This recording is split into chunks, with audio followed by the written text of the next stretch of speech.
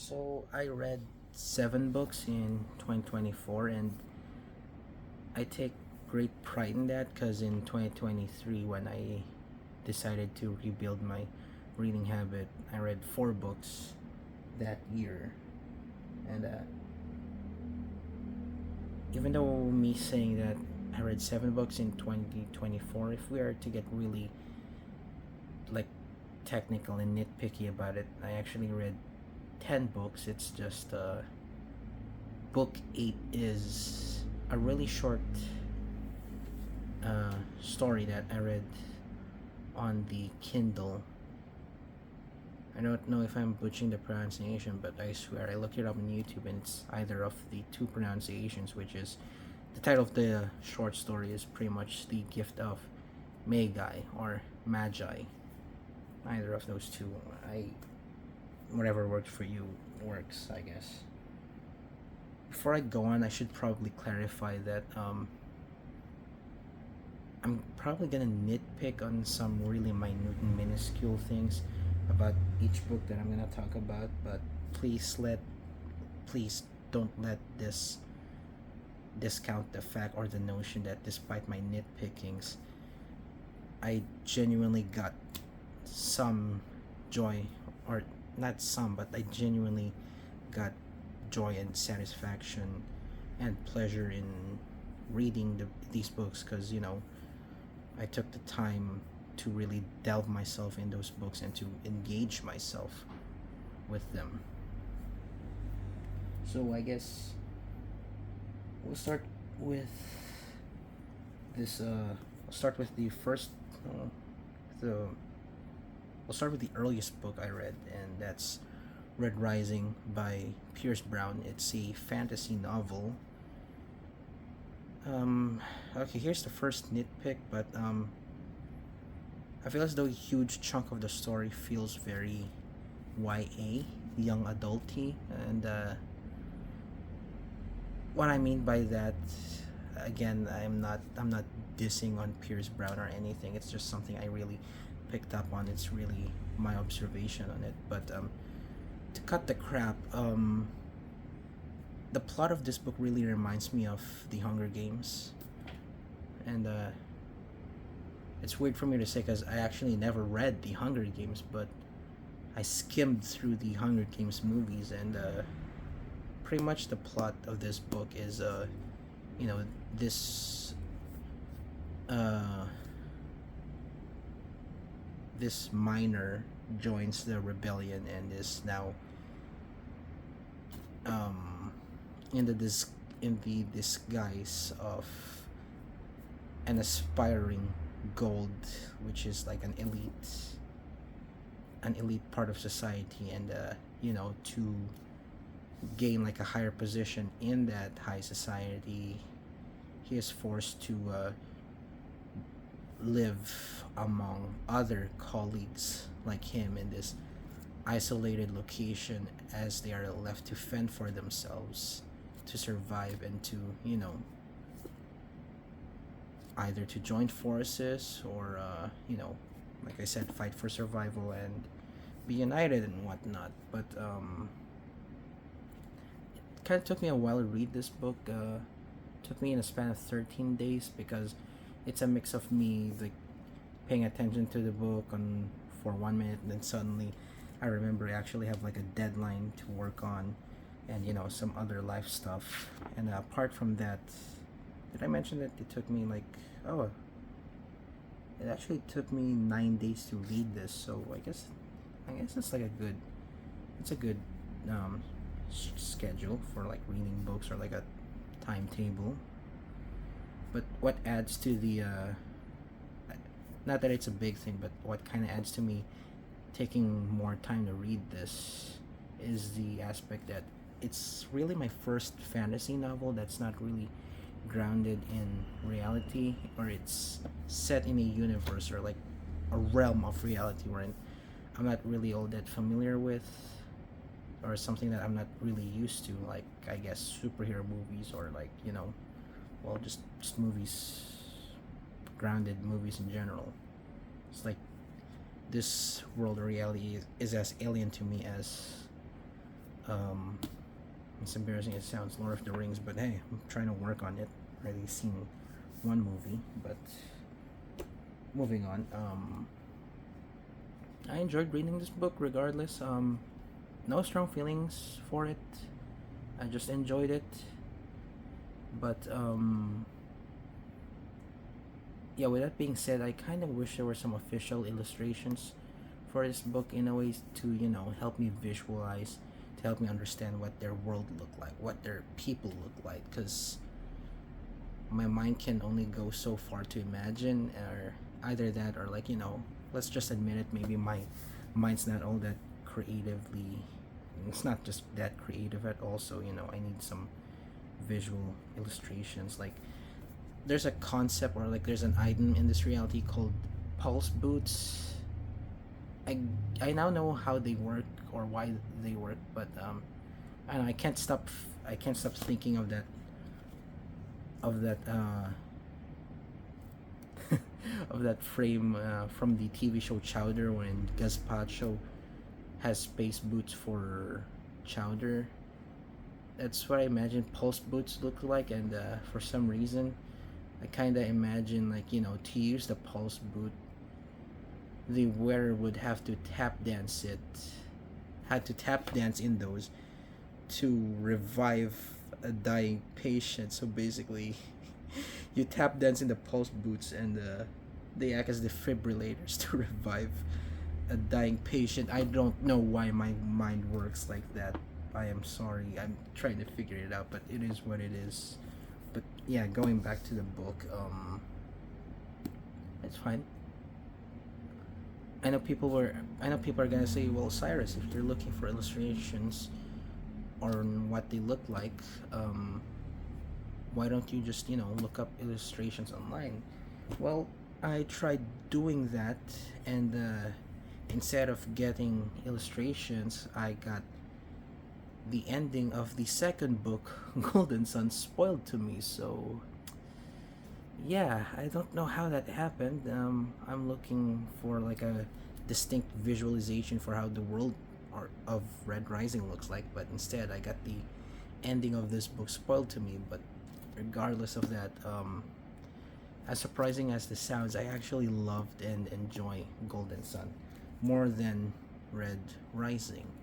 It's because in this book, well, in this story, it actually, you know, it branches like itself out from the young adult Hunger Games isk. Is it esque or ish? Like the Hunger Games esque plots, and it breathes on its own, and it stands on its own as its own solo story, and it's more of about political intrigues, not knowing who to trust, the concept of betrayal, and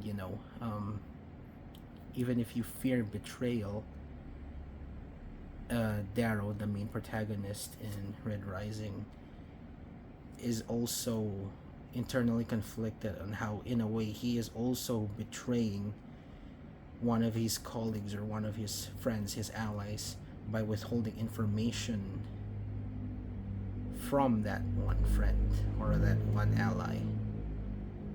But yeah, um, as opposed to Red Rising taking me like 9 days to read it, Golden Sun took me. Golden Sun only took me 4 days to read, and in those 4 days, I was actually so engaged reading the book. And apart from it being its own solo story, another way, another like bullet I want to discuss is how it's like an easier story, or it's an easier story to read, or like the story flows easier because that is thanks to book one, which is establishing how the world works, or like I said, what their people look like, how their society works, how politics work. Even though I wasn't really particularly fond of this book, it's thanks to this book that this was an easier flow of a story to read. So I recommend Golden Sun, but maybe you can read it on your own, maybe you can read it solo, maybe you can start with Golden Sun, but I highly recommend that, you obviously read the first book first in order for you to familiarize yourself with the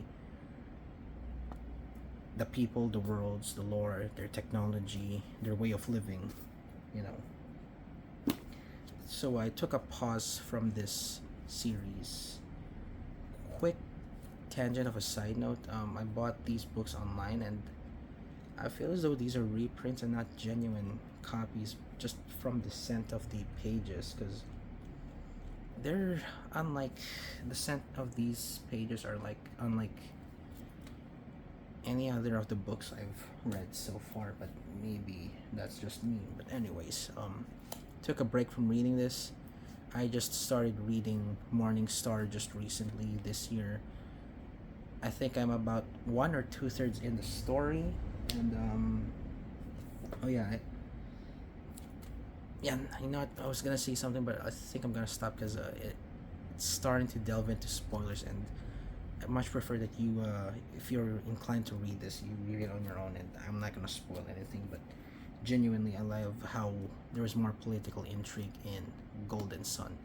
I may not remember the details of the story, but the notion that I read this in 4 days speaks a lot, and how I thought the story was really solid. But yeah, moving on from these, I took a long break from reading in 2024. I read these in March and April, and then I started reading books again around the end of October or like early November, back when they announced that a Good Girl's Guide to Murder is getting a season 2. And since immediately after that announcement, I read Good Girl Bad Blood, and I kid you not, I read and finished this book in less than 24 hours, ever since the officially renewed season 2 for the BBC TV show. What kind of surprised me about Good Girl Bad Blood is that apparently the perceptions of it online is that many people actually didn't love this book. Not that he hated it, but they don't like it, or they don't love it as much as they did with the first book, which is understandable. But to me personally, I really loved and enjoyed this book. The way I see it, it's become less of a mystery, which is probably why people didn't take it fondly, which I understand. But if I were to get back to my point, what I love about the book is that it's less of a mystery and more of a slow car crash, or like a slow burn of watching the protagonist Pip lose her grip on sanity, or like lose her patience and losing her cool, because her world is crumbling around her because of the mystery becoming more personal to her. And to add on to that, public perceptions form around the mystery, and they just, in a way, just blame it on her. Like, they're like, oh, this new mystery, this new crime ongoing in your town is because of you, Pip. And it was really frustrating, and that's why I enjoyed this book, just because of that thriller aspect of it. If I could like maybe suggest on one way they could execute this in season 2 of the show, is that they're not gonna listen to me. I'm pretty sure they're just gonna ignore my suggestion. But I feel as though one way this will work in you know in film like fashion is that have the story, or have the show take place within the span of the week, and really delve into that tight thriller suspense. There's like a revealer plot line here which threw people off, which I get it. Maybe that's the reason why they don't like the book, but I feel as though the show could probably handle that aspect better. And honestly, I look forward to season 2, and genuinely, I enjoyed Good Girl Bad Blood, the sequel to A Good Girl's Guide to Murder. So immediately after a good, almost not a good girl, but after book two, I read a short story called Tender is the Flesh. In a nutshell, the story is about it's about this dystopian future wherein hold on, what's the word? What's the word? What's the word I'm looking for? Okay, screw it. But basically, the gist of the story is the story takes place in a not so distant dystopian future wherein cannibalism is now a norm and an acceptable thing. But I don't mean it in a sense wherein people just go out of their way eating each other, but human meat is now part of the food chain. Wait,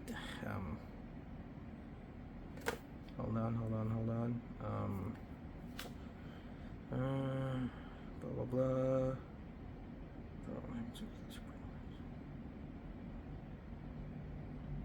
Basically, eating human meat is legal, and humans are now part of the production of producing food. They're literally food. But what do I feel about the book? It's all right. It's okay. I didn't love it because after reading the book, I mean, like I said, I'm gonna nitpick it, but just because I'm nitpicking it doesn't mean that I didn't like the book nor I hated it at all. It's just that when I finished reading the book, I was just kind of wondering. So what was kind of the point in all of this? Like, what is the story building up towards? To um, does it go to show that humans are awful? I mean, that's already like a. It's not to sound nihilistic, but it's already like a given fact. That's already trivial. It's like, what more can you say about that? Humans will treat each other like crap. Which, yeah, it's worth something, but is it unfair for me to say that I expected more from this book?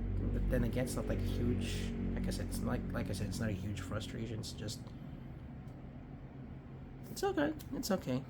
I recommend it if you're interested. Heck, I recommend it. It's definitely not a waste of your time. But I mean, if I could like hold a discussion regarding this book, then I can update my thoughts or my critique on it. Critique? What am I, pretentious reviewer of books? Not anymore.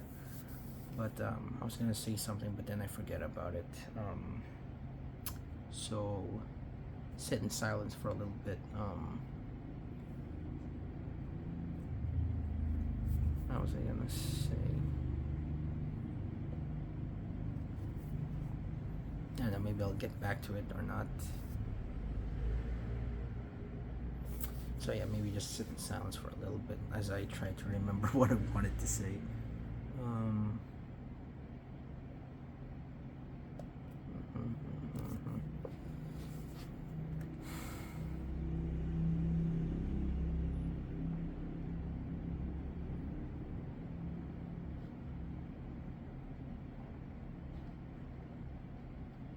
It's a really compelling and engaging read though. How long did it take me to read this? It took me 4 days to read this, huh? Oh well. Can't do anything about that now. I mean, I read the book, so just using complaining.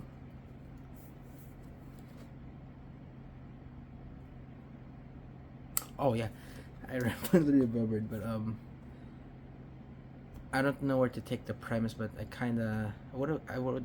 wouldn't mind seeing this executed in in a film, in a movie version of it. But my only problem with it for now is where to take the premise or where to take the plot to and how to end that story. But I guess for like visual inspiration, it can be like Possessor. You know, have you all seen Possessor? It's a horror movie I highly recommend. But yeah, that's Tender is the Flesh.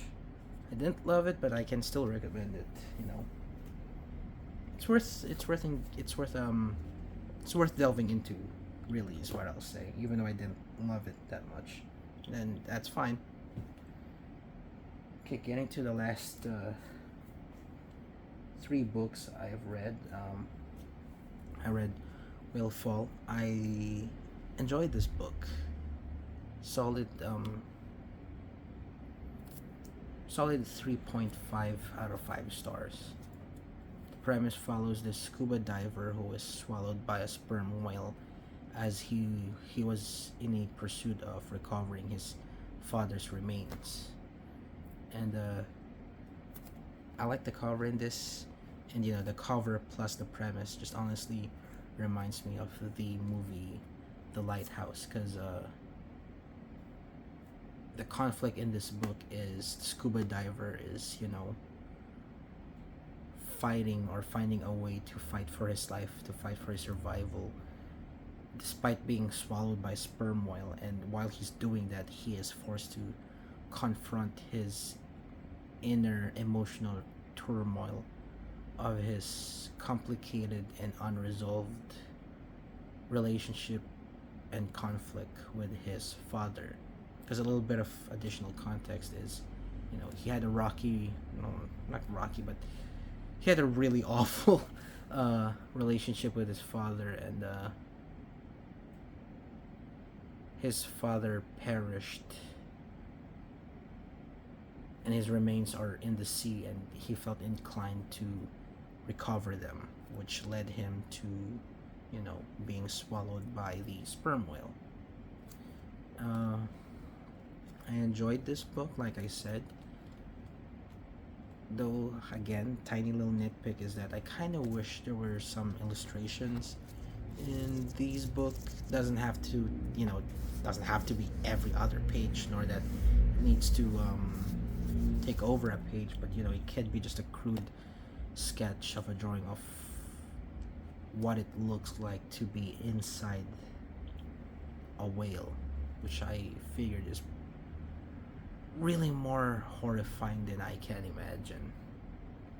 But yeah, Whalefall, I recommend it. Okay, how am I gonna handle this one? The Graveyard Shift. You guys want to hear a funny story? This book made me want to go on a camping trip with my friends. Like, you know, fine, I'll entertain the thought of camping in a tent, in the outdoors, in the woods. Maybe roast some marshmallows, tell some creepy ghost stories around the campfire. Maybe for the sake of peace of mind and to settle my little bit of anxiety and paranoia, we'd bring a shotgun or some form of weapon in the emergency case scenarios wherein there's a Jason Voorhees figure lurking in the woods. But what I want to say is that the main reason I want to have that camping trip is to participate in the making of the campfire, and as the campfire flames, I guess, I don't know, roar, I douse this book in gasoline and throw it in the campfire. As I watch the book burn to ashes, to cinders, I take out a flask and dramatically drink from it, and then I pass it along my friends, and to which they find the horror in drinking as they realize that inside that flask is just chocolate milk. But yeah, I I didn't like this book. I might even go as so far to say that I hate this book, or rather I hate the story. in this book. Why did I bother reading this book? Well, I thought the premise was great, because the premise simply revolves around this late night radio talk show host who audibly listened to a murder while being live on air. I thought the book was gonna delve into the paranoia of it, but instead, no. The book just follows this really quirky character who has no character arc or character development outside of her being quirky just because she can name pop culture references, and she can name a lot of movies, and she is really flabbergasted with this detective cop guy with whom she instantly slept with literally after getting discharged from the hospital. Like, ma'am, there's a serial killer after you, and you're really thinking of banging him, as if that's your top priority right now. But yep, that's the Graveyard Shift. Funny enough, I wanted to gift this to my friend as a joke Christmas gift, because she's an avid book reader, and there are two scenarios I expected to happen. Either one, she angrily texts me that this book is awful, or two, 5 pages in, she realizes that this book is not that good, and calls it off, and the joke is on me. So yeah, it's the Graveyard Shift. But not all hope is lost though, because I read one other book as 2024 ended, and is now pretty much a personal staple to me, and that is White Nights by Fyodor Dostoevsky. This isn't, funny enough, this isn't the copy I read the book. This isn't the copy I read. It's a second purchase of the same book. The only difference is this one is cloth bound and it's hard bound, and pretty much I don't care if people will trash me for the notion of double dipping. I genuinely love White Knight so much that I didn't care that I double dipped and paid for a more fancier edition of it, and I feel as though this edition should be like a personal staple of mine, which you will find in my office or in my bedroom. Like, in a shelf you'll always find a copy of White Knights, and honestly, it even goes beyond, this book just goes beyond to becoming my favorites. I feel as though, not to sound corny, it's just really a book that understands me, and pretty much this goes without saying that White Knight is my favorite book, not only personally, but it is definitively my favorite book of 2024. My favorite book that I read in 2024. And I'm happy that I have this, So yeah. In a nutshell, these are the books I read in. Whoops. Should probably fix that. In a nutshell, take two. These are the books I read in 2024. So yeah, if you made it this far in the video, thanks for watching. If you didn't watch it, or if you didn't listen, it's fine. I made this for my future self in case I do forget in the future, because eventually my memory will fail me, but at least I have this video to go back at.